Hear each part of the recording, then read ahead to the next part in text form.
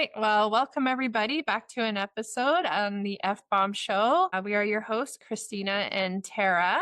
And today we wanted to talk to you a little bit about the difference between being a boss and a leader. And with us today, we have two phenomenal guests, Jairek and Amanda Robbins. Jairek is a performance coach, speaker, and author known for his work in personal development, leadership, and business strategy. He recently authored a book called Live It, Achieve Success by Living with Purpose. And we have Amanda, who is also a leadership and business mentor who specializes in helping women step into leadership roles with confidence and authenticity. So together, they both focus on leading with impact rather than just managing people. So welcome, Amanda, and welcome, Jairek. Thank you very much for your time Welcome, today. guys. Thank you.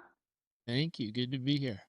So to start things off, we'd like to ask both of you, how would you define the difference between being a boss and being a leader? Okay, but so a leader, in my perspective, is a person that is not like just take charge, move out of the way, do it this way. A leader is a person that's coming not just from the head of what they think strategically needs to happen, but from the heart and how they can serve and make an impact in a way that inspires other people to step up, right? A boss is like, this is how it's got to be done. This is how I'm going to do it. This is how you need to do it, instead of actually inspiring people to move, to step up, to take charge, follow their lead essentially, but in such a way that even if they stepped out and moved out of the way, a great leader is humble enough to be able to acknowledge, I have a whole army of leaders behind me that understand the mission, the vision, and where we're going, right? And I think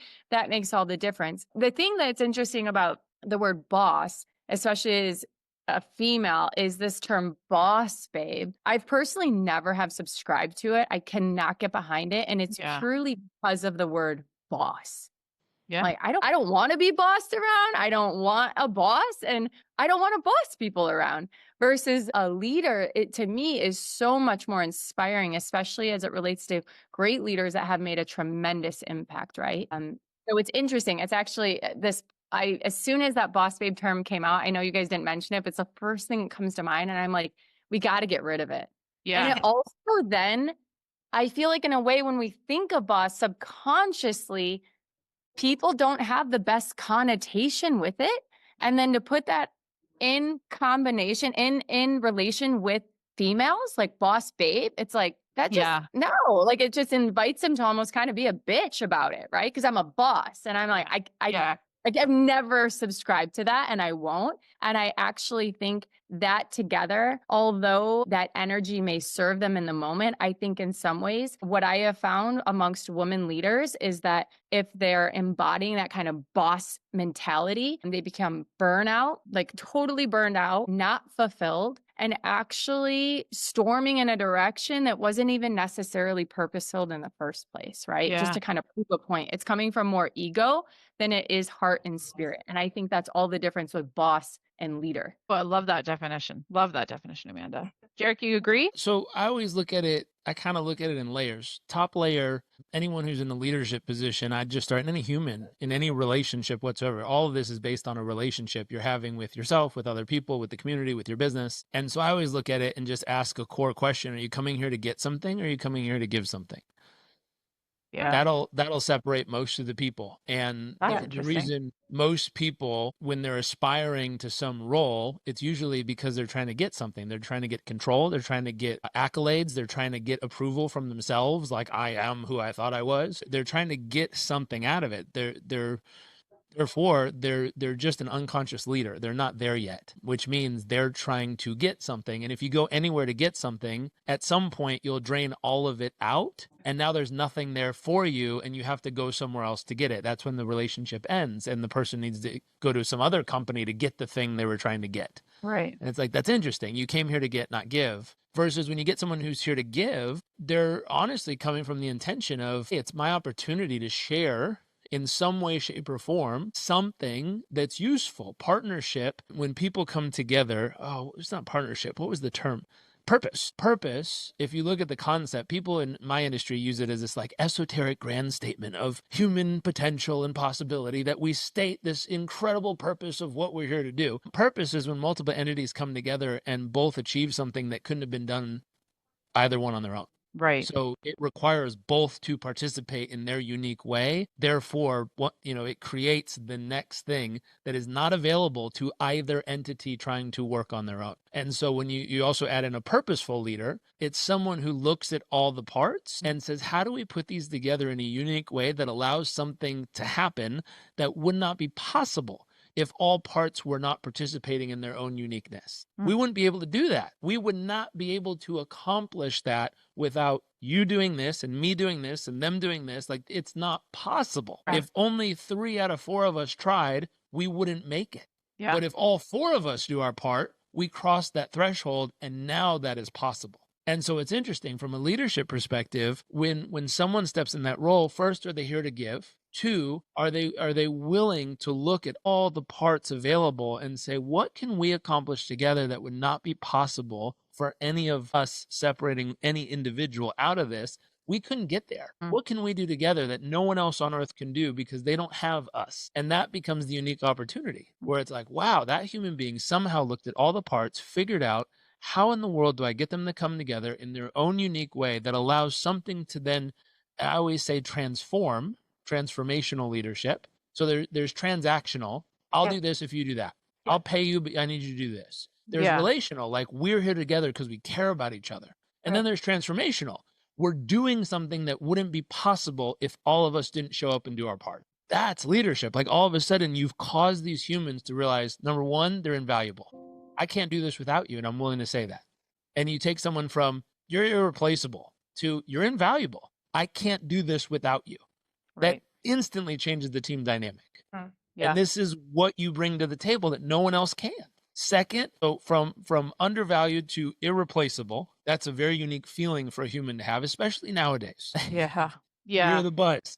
AI is going to take our jobs. Oh, crap. Like, I'm replaceable, not even by another human. What, I get a computer that wipes me out? Thanks a lot. That feels pretty replaceable. It doesn't feel invaluable. It doesn't feel unique and special in any way. And so can we cross that threshold? What can you do that no one else and no computer and nothing else can?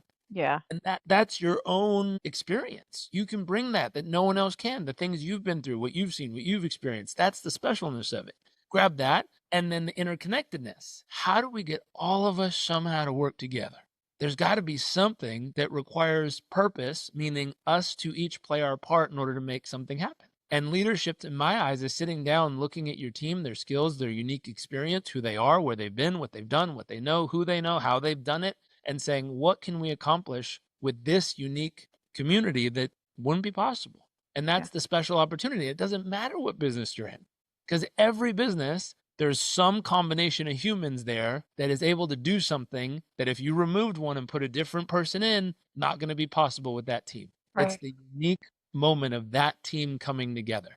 And you see this in sports. I mean, women's soccer, women's baseball, all this stuff, like a unique collection of humans come together and they can do something that if you remove a team member and put a different one in, not possible. You're like, oh, they can't do it with that team, but they can do it with this team. And it's that same thing within a business society or a university or a college or a team of any sort, where you're now looking around going, ooh, But most leaders are so busy, and this is why they fall into bosshood, trying to command, control, manage, drive KPIs, force everyone on a goal that's not unique or special, and get everyone to assimilate and fit in, that you don't really get what's available. You get what people are willing to put up with before they quit. That's a boss to me.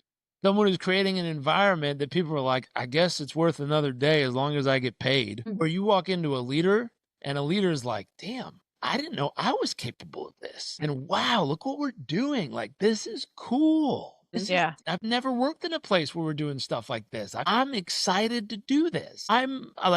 We're going beyond what I thought was possible. We're transforming, we're transcending beyond what I thought I was going to do in this role. Right.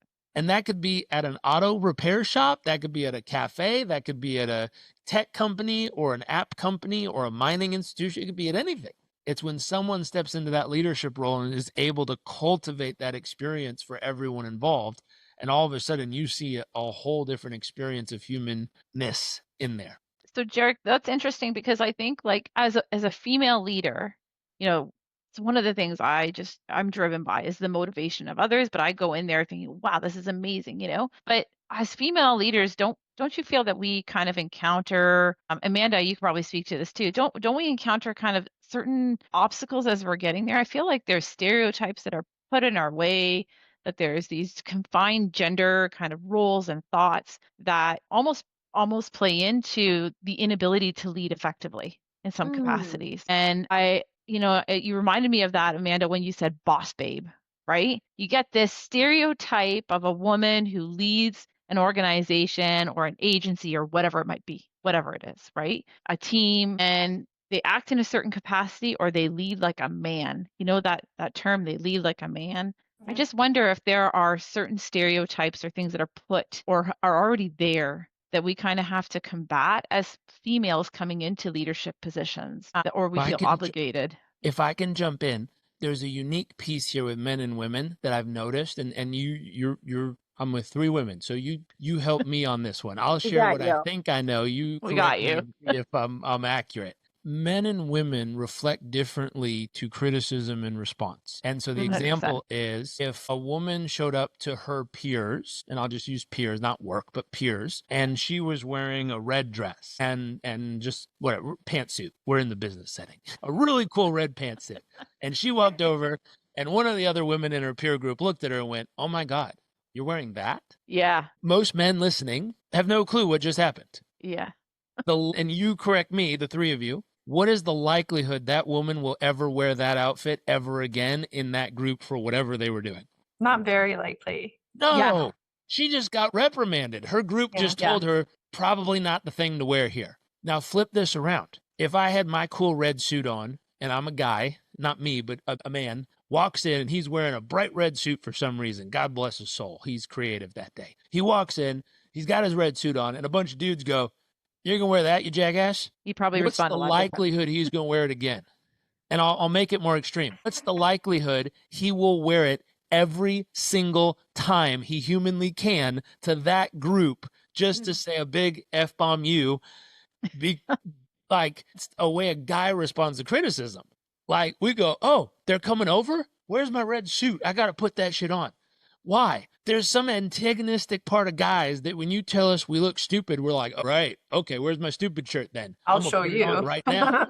Yeah, but you know, Versus- and so hold on one sec. There's a point when this comes back. If I've met guys, and I apologize for the crude language, whoever's listening, but I've met guys that the way they behaved, work, anywhere else, friendship, community, anywhere, just the way they behave, you look them straight in the face and you're like, "You are just a total turd." Like, really, truly.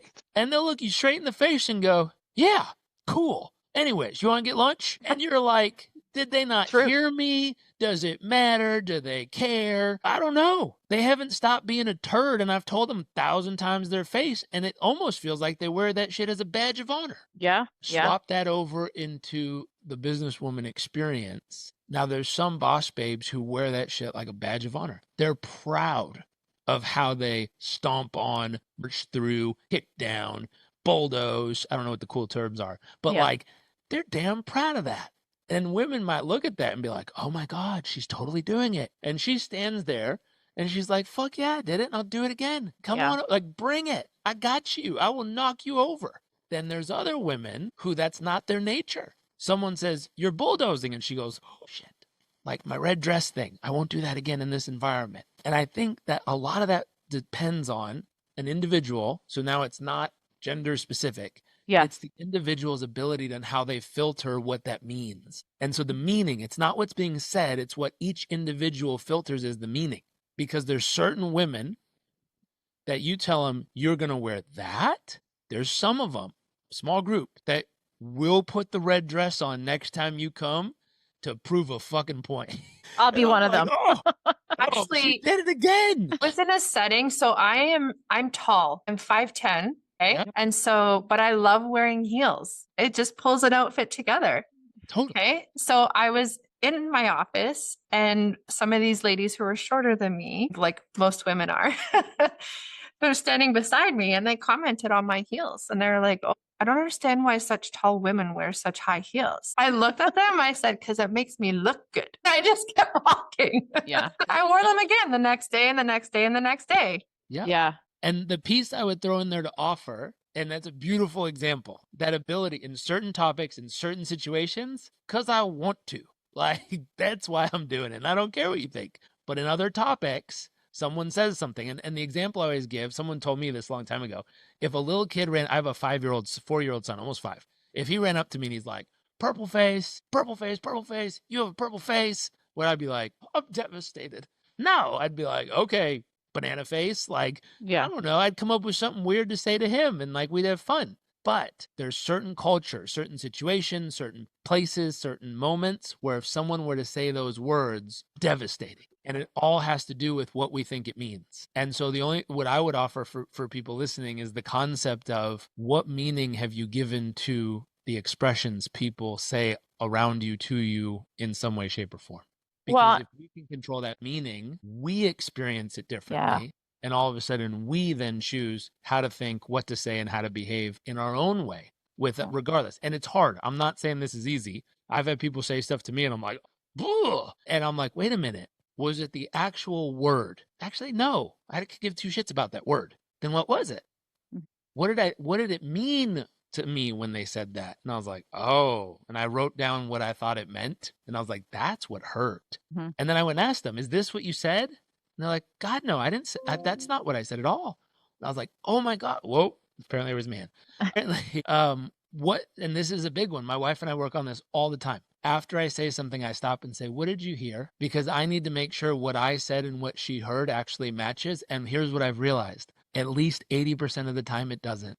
And I'm like, my gosh, holy smokes. What I'm saying and what she's hearing doesn't match like 50 to 80% of the time. Yeah. The filter that she hears what I'm saying isn't aligned. And so that ability, and this is not an excuse for people to behave like turds. The invitation for clarity. But it's an invitation for all of us. One, if you're a leader, to say, what did you just hear?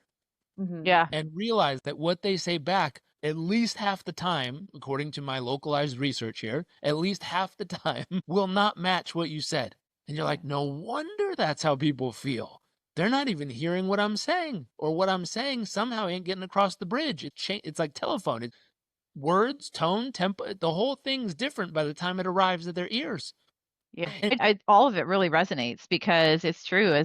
As leaders, we're trying to be reflective, and it's funny. You speak to my heart because I have a PhD in Soc, and all we talk about in sociology is the meaning that people attribute to the ways we interact, the words we use, and how that creates our own realities. And that's really what you're talking about, Jairek. Like, you're just putting it at the most fundamental level for us to understand as leaders. I think, one of the things I want to ask both of you is, what would be one piece of advice you'd want to give to women who are stepping into the leadership roles or who are in leadership roles? What is that one piece of advice that you would want to give them? It's a lot. The piece of advice I would love to give them is to really know themselves, and not just the perception of what others have of you or their viewpoint, like their perceptions, their viewpoints, their impressions, or anything, the stereotypes, any of that stuff, and get really grounded, connected, and centered with who you truly are at your core. At your core is your truest essence, the truest version of you. Like who you are. So often, and like what you said, the previous question and building a little bit off of Jarek's was, how do we handle these stereotypes that we're given? Everyone has them. What I will not subscribe to is playing victim. That's not my core. Love it. I won't subscribe to it, right? Yeah. Now, there were women in the past that have paved the way for us to shine how we are now. It's up to us.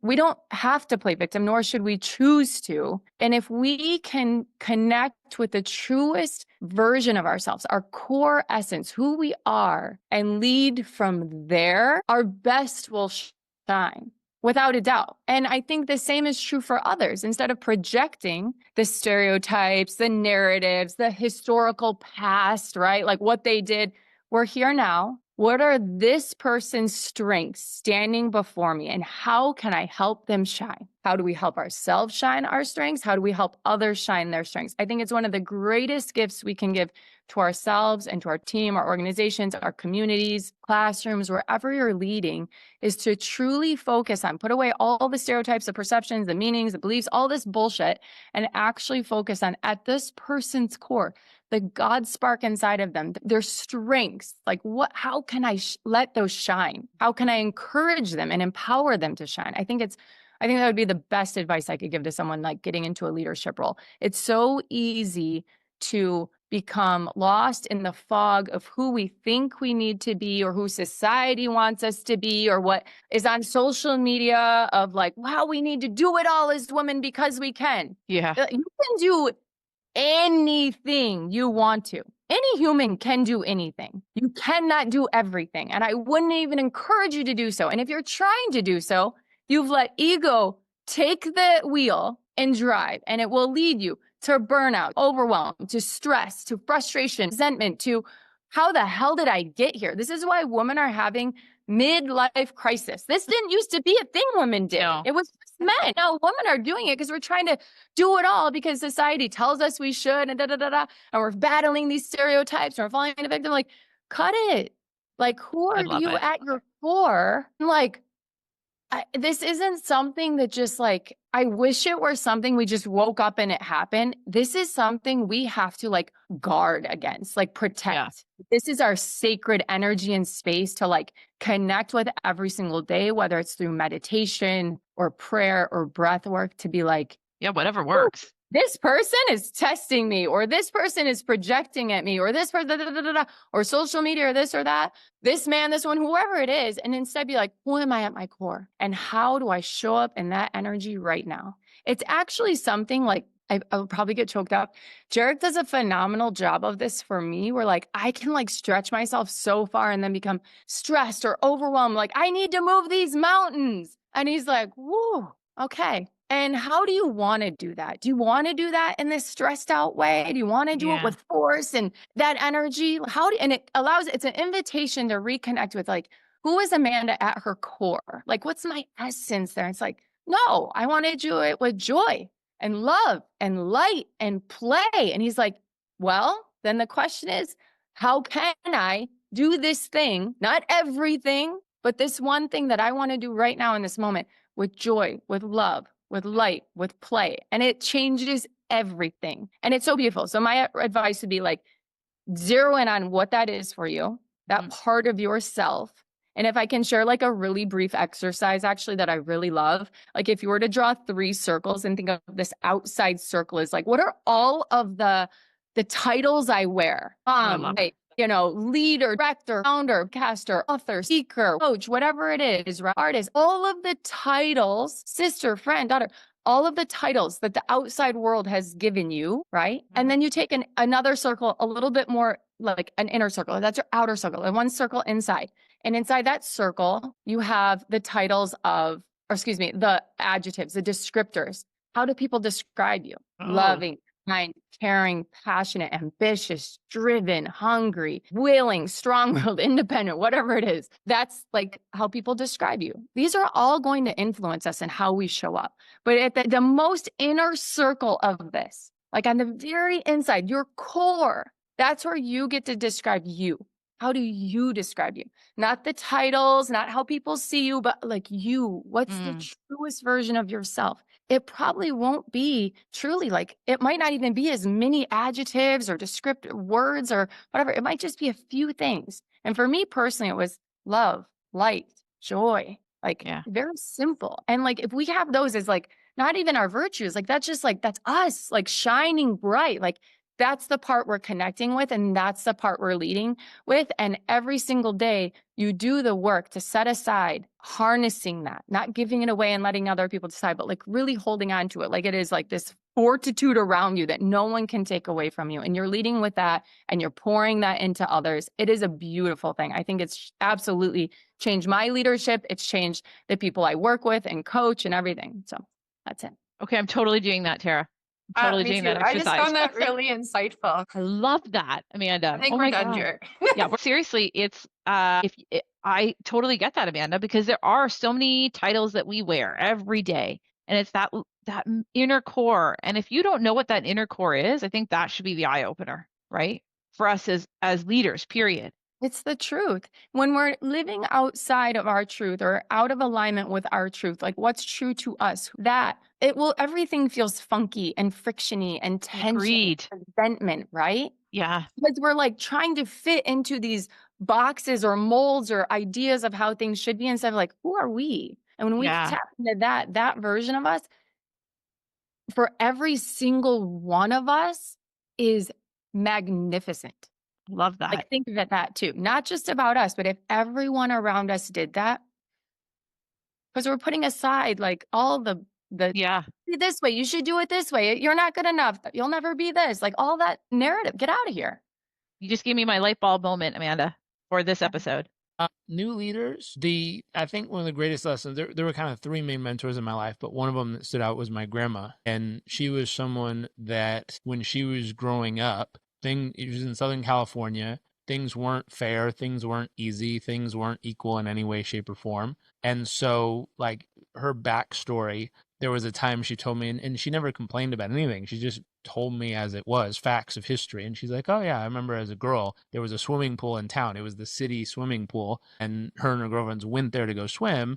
And they made all the colored kids could swim. And then at the end, they got out and they bleached the pool before the white kids go in. So none of the white kids got dirty. And I'm like, wow, like what does that do to your psyche? Just as like thinking of just like, wow, that's an interesting just thought to have to carry around. Fast forward, she got married, had 5 kids, raised all the kids, at some point became interested in wanting to go work. So at that time, women were secretary. So she went and she was the secretary at the Chamber of Commerce and did all this wonderful work and did all the things. Eventually, women's roles evolved and she got to pick different roles she went into, and she got into sales. And she became the #1 producer in every company she's ever worked with. It was one of my favorite rooms in her house, had a wall, and the entire wall was filled with plaques as a top producer in every company she's been with, including the cover of Newsweek magazine, Life Insurance Story of the Year, the Businesswoman of the Year, the Key to City of Los Angeles, the whole thing.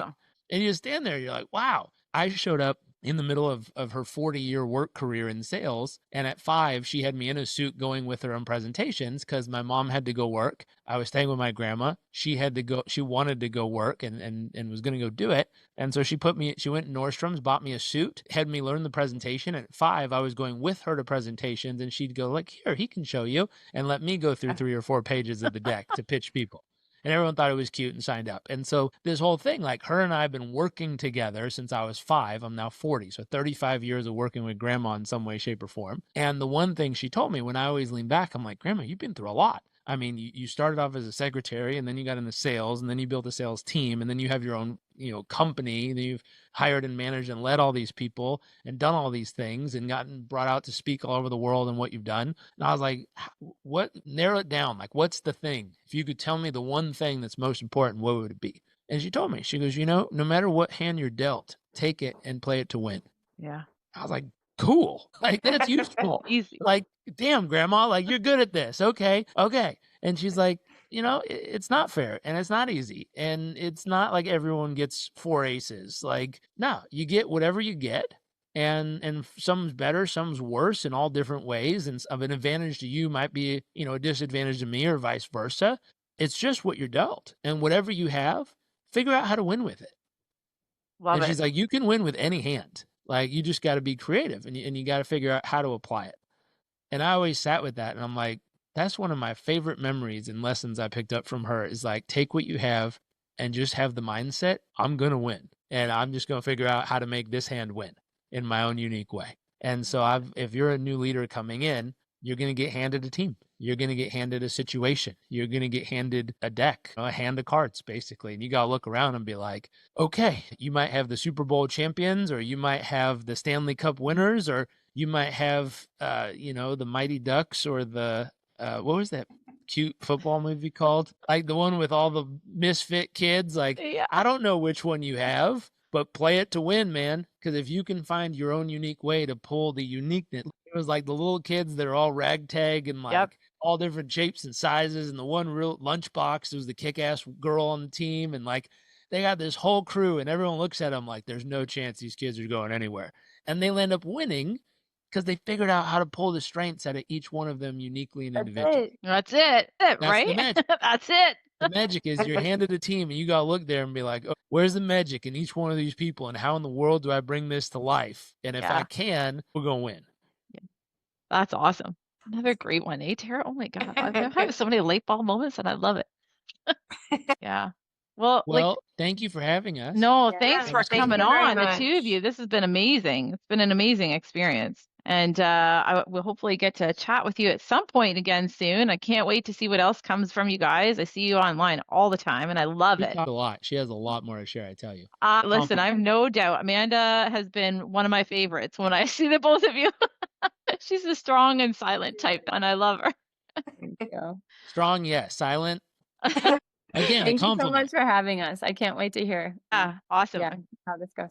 Okay, well, thanks for everybody for tuning in, and we'll be back with another amazing episode soon, and we'll see you soon. Thank you.